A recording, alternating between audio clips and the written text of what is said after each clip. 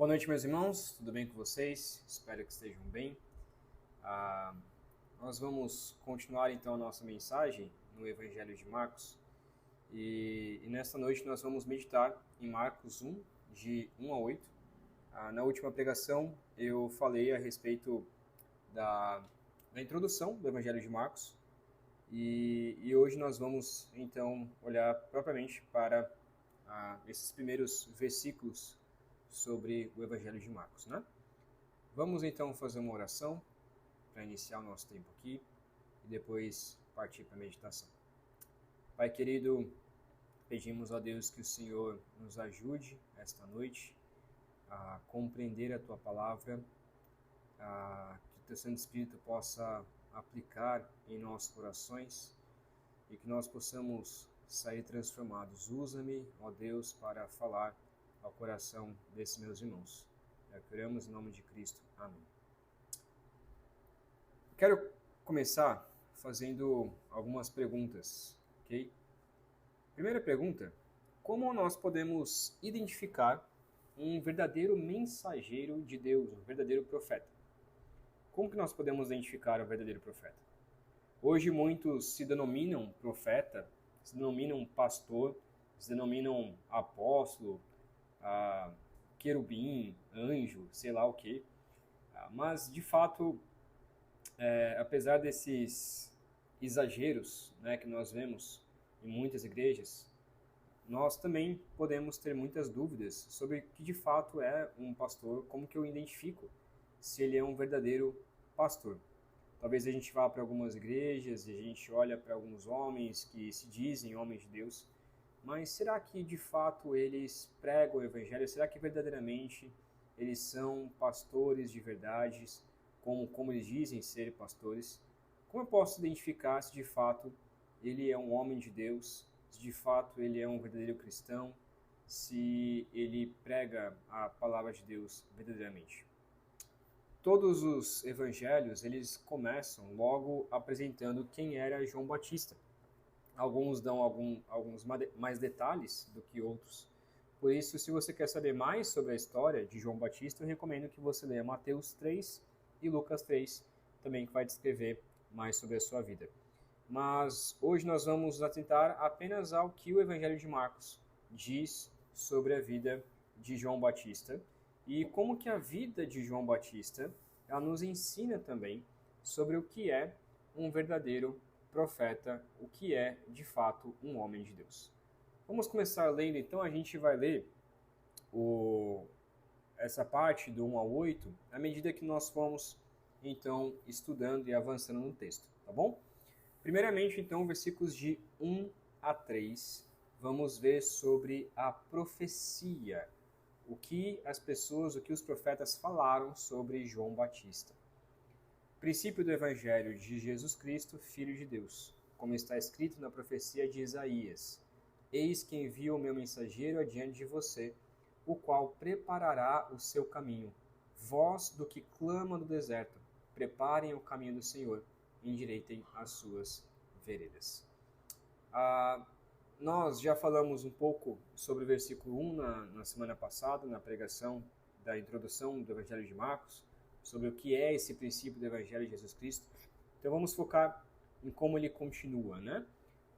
O versículo 2 diz o seguinte, né? Como está escrito na profecia de Isaías. O que é essa profecia de Isaías?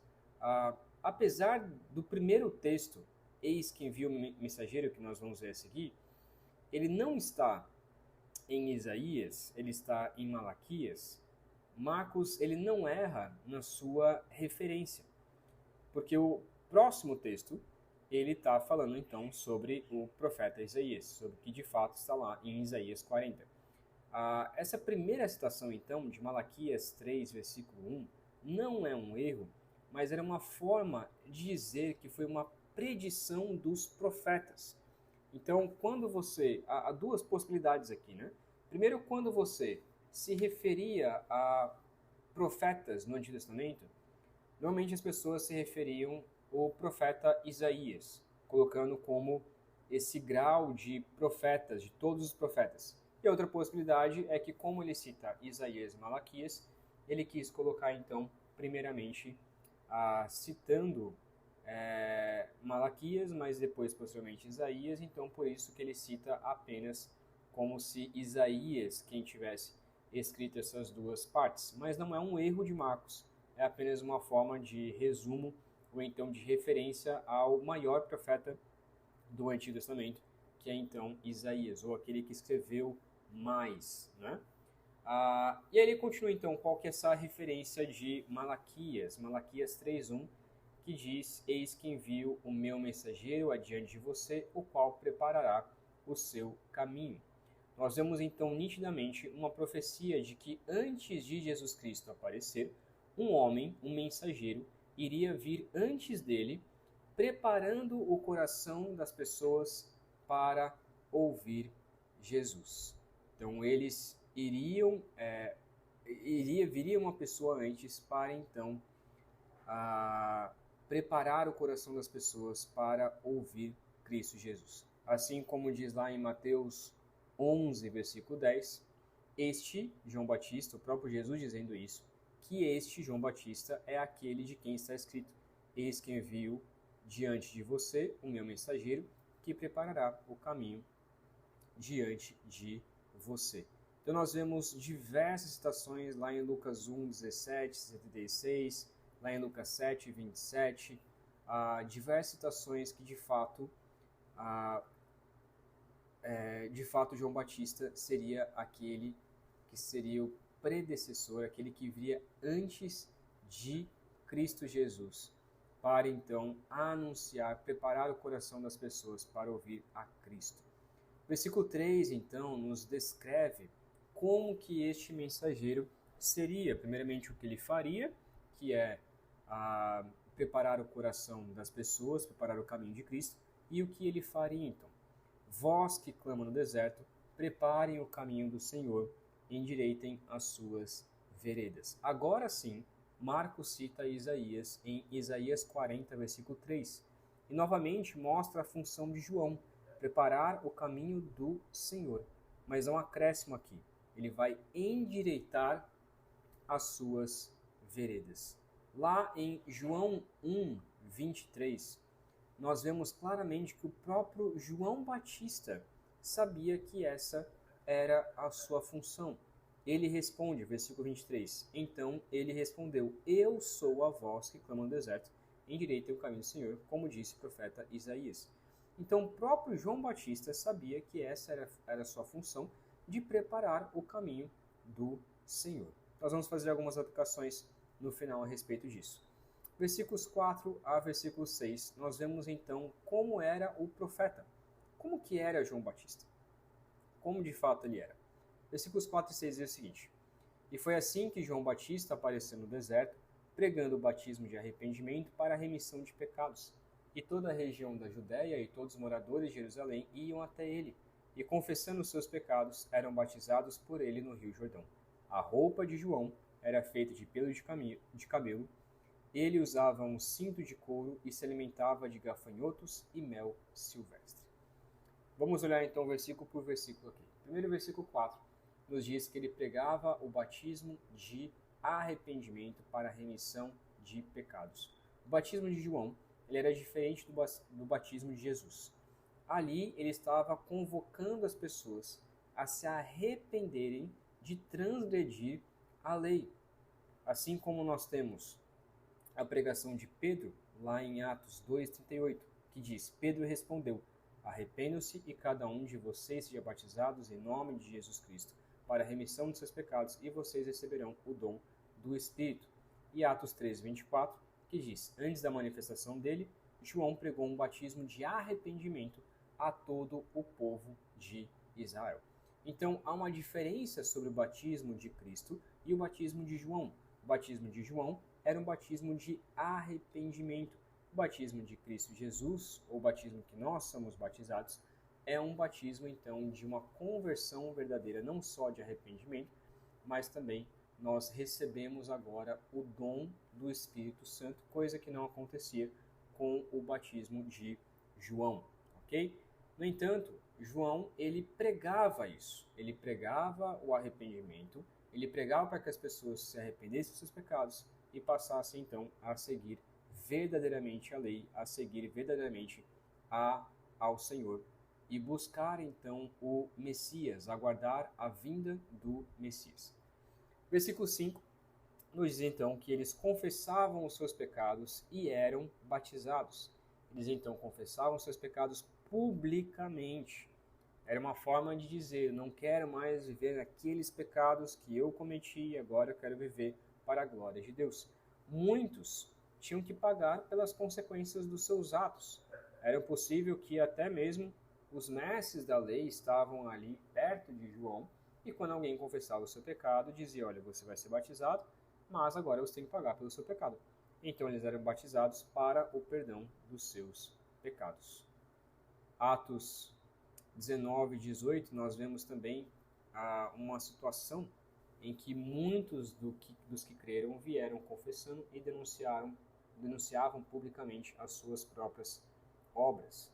Então, a confissão de pecados, mesmo pública, ela é sim necessária para que a pessoa se arrependa. Ela é necessária para que a pessoa se arrependa. Se não houver confissão de pecados, se eu não confessar os meus pecados, significa então que eu não estou arrependido desses pecados. Versículo 6, então, continua e nos diz como João se vestia, qual era a forma que ele se vestia. Ele se vestia de pelo de camelo, usava um cinto de couro, ou seja, algo que ele encontrou ali e usava, então não era uma coisa talhada, não era uma coisa feita com um profissional, era talvez uma coisa bem simples. Se alimentava de gafanhotos e mel silvestre. Os profetas do Senhor, é interessante que talvez a maioria dos profetas se vestiam talvez dessa forma, ou pelo menos Elias se vestiu dessa forma. Lá em 2 Reis 1, versículo 8, diz assim, eles responderam, era um homem vestido de pelos, com um cinto de couro na cintura. Então o rei disse, é Elias, o tesbita. Então é possível que João Batista ele se vestia dessa maneira para que as pessoas entendessem que ele era o novo Elias, o novo profeta Elias, aquele que viria para anunciar a vinda de Cristo Jesus.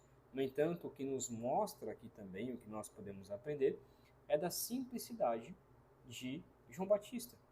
João Batista não pregava para se enriquecer, João Batista não pregava para ter grandes coisas, João Batista simplesmente pregava o Evangelho, pregava sobre o reino de Deus e se vestia da maneira como dava, porque a sua prioridade era primeiro o reino de Deus.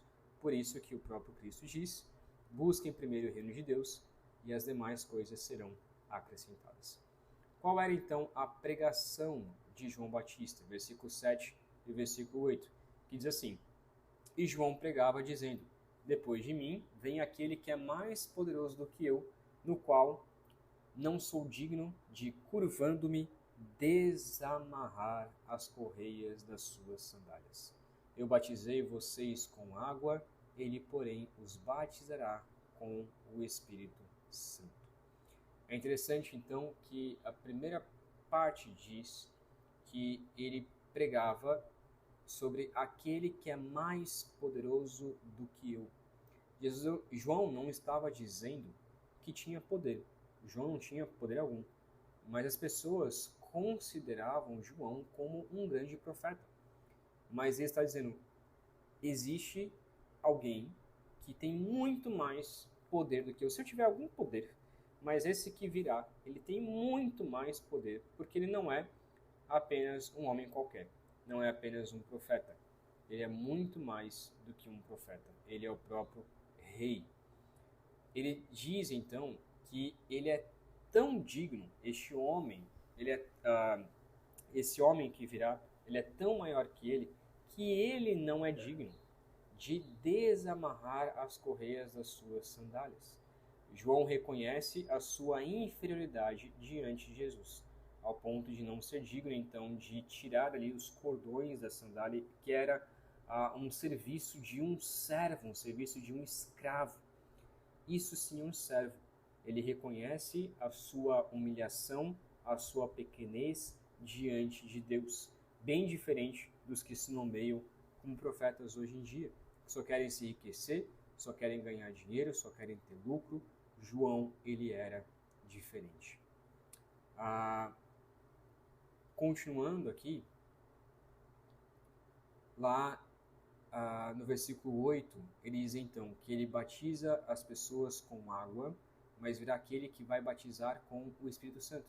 E aqui é onde mostra que o batismo de Jesus era diferente do batismo de João, pois João apenas batizava as pessoas para arrependimento. Jesus iria então batizar as pessoas espiritualmente.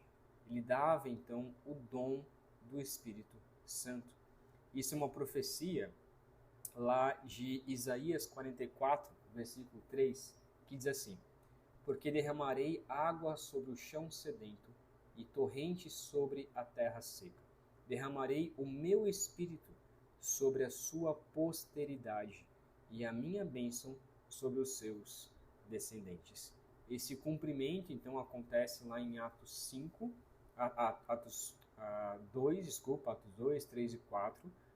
E nós vemos, então, esse cumprimento também também feito, cumprido em nós, lá em 1 Coríntios 12, versículo 13. Pois em um só Espírito, todos nós fomos batizados em um só corpo, quer judeus, quer gregos, quer escravos, quer livres, e a todos nós foi dado beber de um só Espírito. Todo aquele que crê em Cristo Jesus, ele é batizado pelo Espírito Santo. É um só batismo, não tem dois batismos. Não tem um batismo de Jesus, depois um batismo do Espírito, como muitos interpretam.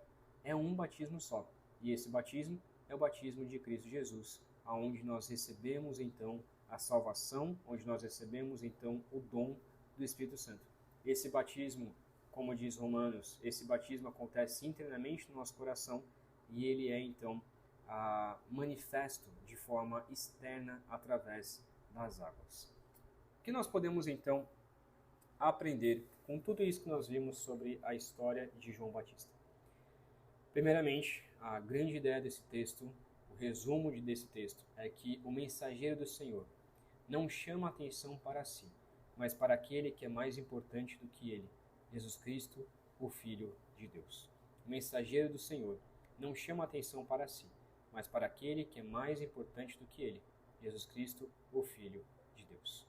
O que significa que nós reconhecemos um verdadeiro mensageiro de Deus, nós reconhecemos um verdadeiro profeta, nós reconhecemos um verdadeiro pastor, nós reconhecemos um verdadeiro presbítero, um verdadeiro mensageiro evangelista, um verdadeiro pregador da palavra de Deus, se ele fala mais de Cristo do que de si mesmo, se ele fala apenas de Cristo Jesus. Um profeta, um pastor, um mensageiro, um evangelista, um pregador da palavra, ele fala de Cristo Jesus o tempo todo e não de si mesmo. O que nós podemos então tirar de algumas aplicações para as nossas vidas? Lá em 1 Tessalonicenses 2, versículos 4 e 6, diz assim, 1 Tessalonicenses 2, de 4 a 6. Pelo contrário, visto que fomos aprovados por Deus, a ponto de Ele nos confiar o Evangelho, assim falamos não para agradar as pessoas, e sim para agradar a Deus, que prova o nosso coração.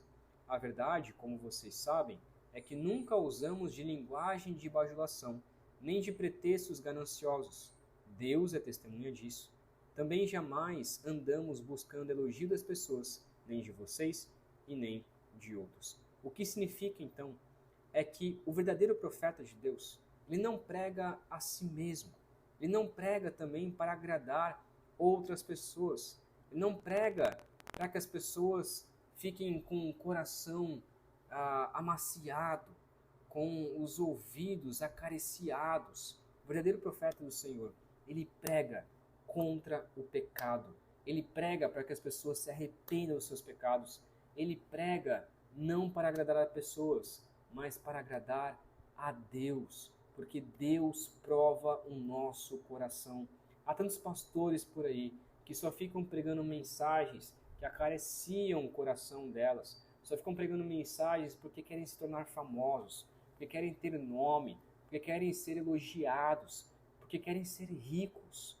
Mas João Batista, ele é a prova do que de fato deveria ser um profeta de Deus, um pastor de Deus, aquele que prega a palavra de Deus, aquele que sofre retaliação, que sofre perseguição, que prega contra o pecado das pessoas, independente se as pessoas vão gostar dele ou não, porque o que importa é lhe agradar a Deus acima de outras pessoas. Também nós podemos olhar lá para 2 Coríntios 4, versículo 5, que diz assim: porque não pregamos a nós mesmos, mas a Jesus Cristo como Senhor, e a nós mesmos como servos de vocês por causa de Jesus. O verdadeiro profeta, o verdadeiro pastor, o verdadeiro pregador, ele prega a Cristo Jesus como Senhor de suas vidas. Nós não pregamos a nós mesmos, mas pregamos a nós mesmos como servos. Ou seja, nós pregamos a Cristo e estamos dizendo: eu sou apenas um servo. Por que eu sou apenas um servo? Por causa de Cristo Jesus. Eu não sou ninguém. Então esses títulos que as pessoas dão, porque eu sou um apóstolo, porque eu sou um profeta, porque eu sou não sei o que lá, porque eu sou um querubim, isso é satânico. Porque um servo de Deus, um pregador do Senhor, ele diz: eu sou apenas um servo. Eu sou um pastor, servo de Cristo Jesus. Eu não prego a mim mesmo, mas eu prego a Cristo Jesus. E uma última aplicação, lá em 1 Coríntios 9, versículo 16. Texto bastante conhecido que diz assim: se anuncio o Evangelho, não tenho de que me gloriar, pois sobre mim pesa essa obrigação, porque ai de mim se não pregar o Evangelho. Se anuncio o Evangelho, não tenho do que me envergonhar. Mas se você não anuncia o Evangelho, se você não prega o Evangelho, você tem que sim se envergonhar de Deus, porque sobre nós pesa esta obrigação de pregar o Evangelho a todo tempo. E se não pregamos o Evangelho de Cristo Jesus, se não pregamos a morte e ressurreição de Cristo Jesus, ai de nós se não pregarmos. Ai de nós. Então, como pastor, como líder, como um cristão, como aquele cristão que já está há um tempo na igreja, que já conhece o Evangelho, como um novo cristão também que está conhecendo o Evangelho, mas sobre você também pesa a obrigação de pregar o Evangelho. Sobre você também pesa essa obrigação de anunciar a Cristo. Que esse exemplo, então, de João Batista nos mostre o que de fato é um verdadeiro pastor. E quando você for procurar um verdadeiro pastor, quando você for procurar uma igreja, procure um pastor que pregue a palavra de Deus. Não procure pastores que falam para agradar pessoas, que prega a si mesmo, não prega a Cristo e que não prega o Evangelho. Procure um pastor que não fala para agradar pessoas, mas fala para agradar a Deus. Procure um pastor que prega a Cristo Jesus o tempo todo. Procure um pastor que anuncia o Evangelho, mesmo sofrendo as consequências. Vamos orar? Pai querido, obrigado, meu Deus, porque podemos olhar, ver nesse exemplo de João Batista o que o Senhor espera de um mensageiro, o que o Senhor espera de um pastor, o que o Senhor espera de um homem de Deus. Clamamos, ó Pai, que o Senhor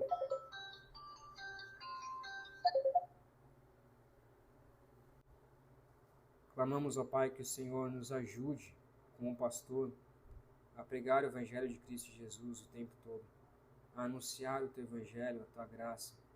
Ó Pai, pedimos que o Senhor me ajude a sempre pregar o Evangelho a estes nossos irmãos, e assim, dessa maneira, esses irmãos também espalharem o Evangelho a outras pessoas. Ó Pai querido, eu peço que o Senhor me use e nos use para anunciar o Teu Evangelho àqueles que não conhecem nessa cidade, e assim glorificar ao Senhor, anunciar sempre o Evangelho de Cristo, para que o Senhor seja glorificado em nossas vidas. Pedimos que a sua graça esteja sobre nós. Em nome de Cristo Jesus.